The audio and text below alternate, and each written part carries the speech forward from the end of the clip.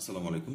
কবিটি বাংলার পক্ষ থেকে সবাইকে স্বাগতম। শিক্ষার্থী, আশা করি আপনারা প্রত্যেকে ভালো আছেন, সুস্থ আছেন, কবিটি বাংলার সাথেই আছেন। পদার্থবিজ্ঞান এই বইটা দেখলে অবশ্যই আপনাদের পরিচিত মনে হচ্ছে, আপনারা নবম শ্রেণী থেকে এই বইটার সাথে আছেন। শিক্ষার্থীবৃন্দ, বিগত যে 2024 সালের রেজাল্ট, এই রেজাল্ট কি বলে জানেন? ফিজিক্স এবং কেমিস্ট্রি সবচেয়ে বেশি ফেল। হ্যাঁ, আমরা তো রেজাল্ট নিয়ে অনেক কাজ করলাম বা দেখলাম, অনেকের কমেন্ট শুনলাম, অনেক কিছুই আসছে আর কি। তো ফিজিক্স এবং কেমিস্ট্রিটাই হচ্ছে সবচেয়ে বেশি পরিমাণ ফেল 24 সালে। ম্যাথমেটিক্সেও অনেক ফেল আসছে, কিন্তু ফিজিক্স সবচেয়ে বেশি ফেল, ফিজিক্স কেমিস্ট্রি। আর ট্রেডের কিছু স্টুডেন্ট ফেল করেছেন। কেন ফেল করছেন সেটা আপনাদের হচ্ছে জানা উচিত, আপনারা কেন ফেল করেছেন, যারা 2024 সালের পরীক্ষার্থী শুনছেন। হ্যাঁ, আর 25 সালে আপনারা যারা পরীক্ষা দিবেন, আপনাদেরও বলছি আপনারা হুঁশিয়ার থাকেন পদার্থবিজ্ঞান এবং রসায়ন নিয়ে, কারণ এটা বেসিক না শিখতে পারলে কিন্তু পাশ করা খুবই কষ্টকর, ভালো রেজাল্ট করা কষ্টকর। শিক্ষার্থী, আপনাদের যেন সমস্যা না হয়, আপনারা যেন অনায়াসে পাশ করতে পারেন, খুব ভালো একটা রেজাল্ট করতে পারেন, তার জন্য এই কবিটেক বাংলা সবসময় আপনাদের সাথে থাকছে এবং থাকবে। আপনাদের জন্য এবছর 25 সালের পরীক্ষার্থীর জন্য এবছর অন্যভাবে একটা সাজেশন দিচ্ছে, যে ফিজিক্স কেমিস্ট্রি ম্যাথের বেসিক ক্লাস পাবেন, ভিডিও ক্লাস পাবেন, সাথে হচ্ছে আপনি অন্যান্য সাবজেক্টের সাজেশনও পাবেন। হ্যাঁ, তো এই সুযোগটা এবছর দিচ্ছে আপনাদের জন্য, যেহেতু এই কারিকুলাম এবছর শেষ।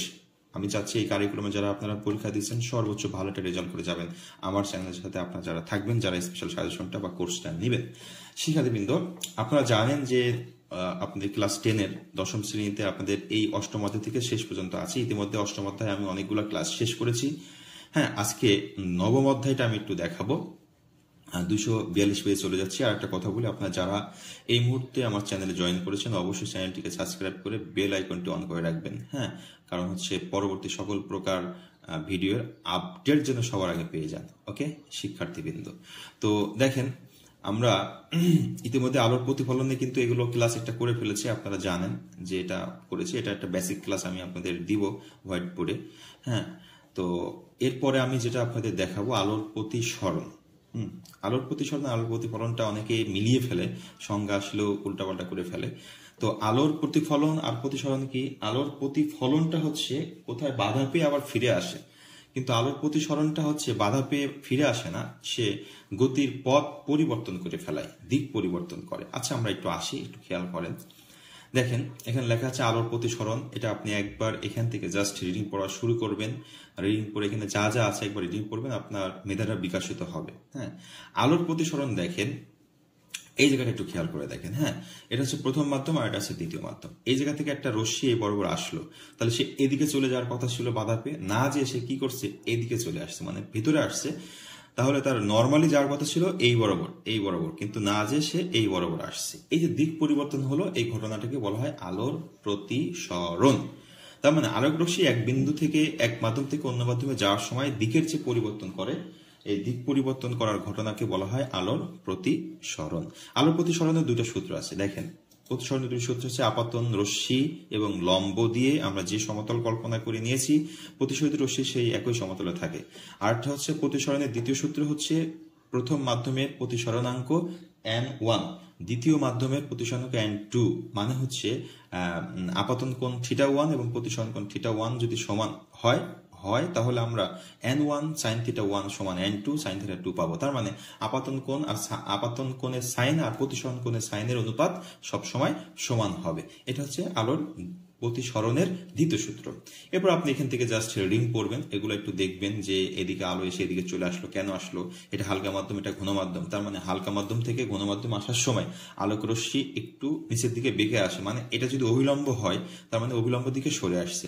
আর এটা যদি হালকা মাধ্যম, এটা ঘন মাধ্যম হয়, আলো যদি এদিক দিকে যায় তাহলে সে এই অভিলম্ব থেকে দূরে সরে যাবে। হ্যাঁ, এই সূত্রটাও আপনি একটু মনে রাখবেন, এটা একটু পড়বেন। জাস্ট পড়ার পরে এগুলো একটু রিং পড়বেন। এখানে একটা অঙ্ক আছে, এটা একটু করার চেষ্টা করবেন।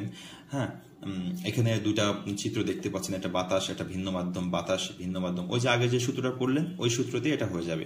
এরপর আছে আপেক্ষিক প্রতিসরণাঙ্ক। আপেক্ষিক প্রতিসরণাঙ্ক হচ্ছে যখন হবে তখন শূন্য মাধ্যমের সাপেক্ষে হবে। আপেক্ষিক এখানে দেখেন লেখা আছে যে আমরা আগেই বলেছি কোনো মাধ্যমের প্রতিসরণাঙ্ক সবসময় এক থেকে বেশি হয়, কারণ প্রতিসরণাঙ্ক যেহেতু শূন্য মাধ্যমের সাথে সেই মাধ্যমের আলোর বেগের তুলনা এটা এক থেকে অবশ্যই বেশি হবে। মাঝে মাঝে এক মাধ্যমের প্রতিসরণাঙ্কের তুলনায় অন্য মাধ্যমের প্রতিসরণাঙ্ক প্রকাশ করা হয়, তখন কোনটির সাথে কোনটির তুলনা করা হচ্ছে তার উপর নির্ভর করে এক থেকে কমও হইতে পারে। ওকে, আচ্ছা দেখেন, এখানে এই তথ্যগুলো একটু মনে রাখবেন। আর শর্টকাট আমি আপনাদের মুখস্থ করতে বলি না, কারণ আপনাদের এমসিকিউ নাই। আচ্ছা, এরপর আছে পূর্ণ অভ্যন্তরীণ প্রতিফলন। হ্যাঁ, পূর্ণ অভ্যন্তরীণ প্রতিফলনটা আজকে আমি দেখাবো, দেখিয়ে শেষ করব, পরে আর যে টপিকগুলো আছে পরবর্তীতে দেখব। পূর্ণ অভ্যন্তরীণ প্রতিফলন আমরা জাস্ট যদি এখানে যাই তাহলে আপনি বুঝতে পারবেন। দেখেন এখানে 3টা স্টেজ দেওয়া আছে না? একটা হচ্ছে পূর্ণ অভ্যন্তরীণ প্রতিফলনের 2টা শর্ত আছে। শর্ত হচ্ছে কি দেখেন, আমি বললে আপনার এই সব পড়া হয়ে যাবে, এই পর্যন্ত আপনার হচ্ছে পড়া হয়ে যাচ্ছে। এই যে রংধনুর আগ পর্যন্ত পড়া হয়ে যাচ্ছে। হ্যাঁ, রংধনু না, মরিচিকা, তারপর হচ্ছে এই পর্যন্ত প্রতিসরণের ব্যবহারের আগ পর্যন্ত পড়তে পারবেন। কারণ মরিচিকায় হচ্ছে আপনার পূর্ণ অভ্যন্তরীণ প্রতিফলন ব্যবহার হয়, এই যে চিত্রটা দেখতে পাচ্ছেন। তারপর রংধনুতেও আপনার পূর্ণ অভ্যন্তরীণ প্রতিফলন ব্যবহার হয়। এখন আসেন পূর্ণ অভ্যন্তরীণ প্রতিফলন আবার কি, একটু খেয়াল করেন যে এখানে 3টা আপনি চিত্র দেখতে পাচ্ছেন। পূর্ণ অভ্যন্তরীণ প্রতিফলন হইতে হলে আলোক রশ্মি ঘন মাধ্যম থেকে হালকা মাধ্যমে যেতে হবে। এই যে একটু গাঢ় আছে এটা ঘন দেখানো হয়েছে, নিচেগুলো সবই ঘন, আর উপরে হালকা দেখানো হয়েছে, তার মানে হালকা। আলোক রশ্মি এই বরাবর যাচ্ছে, কিন্তু নর্মালি যাওয়ার কথা ছিল আমাদের কি, এই বরাবর চলে যাওয়ার কথা ছিল, সে একটু কি হয়েছে, দিক পরিবর্তন করছে, মানে অবিলম্ব থেকে দূরে সরে আসছে। এখন এই জায়গাটা, এই আপাতন কোণ যা আছে, এই আপাতন কোণটা যদি আমরা আর একটু বড় করি, তাহলে এই রশ্মিটা কি আরো এদিকে চলে আসবে না? তখন দেখা গেল এই θ2 মানে আপাতন কোণের এই জায়গা থেকে আমরা আপাতন কোণটা আরো বৃদ্ধি করে দিছি। দিলে কি হলো, সে এই বরাবর না যে এই বিভেদ তল ঘেঁষে চলে গেল। এই যে এটা, এই আলোক রশ্মিটা এখন এই বরাবর চলে আসছে। এই যে চলে আসলো, এটাকে বলা হয় ক্রান্তিকোণ। কোনটা কি ক্রান্তিকোণ বলেন তো? এটা কিন্তু আপাতন কোণ, আর যেটা বাধা পেয়ে যায় সেটাকে বলা হয় প্রতিফলন কোণ। মানে যেটা আপাতিত রশ্মি প্রথমে, আর এটা হচ্ছে প্রতিফলিত রশ্মি।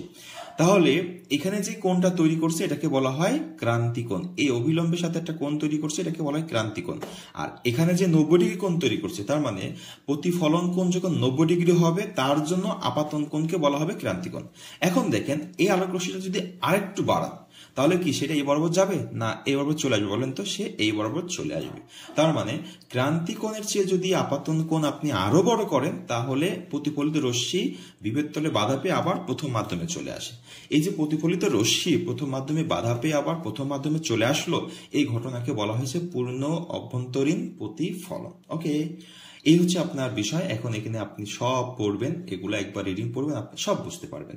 আর এগুলো নিয়ে তো আমি আপনার বেসিক ক্লাস দিব, কোন জিনিসগুলো আপনার পরীক্ষায় আসবে। এই যে রংধনু, এটা আপনি একবার পড়বেন, মরিচিকা একবার পড়ে নেবেন। ওকে শিক্ষার্থীবৃন্দ, তো আজকে আলোর প্রতিসরণ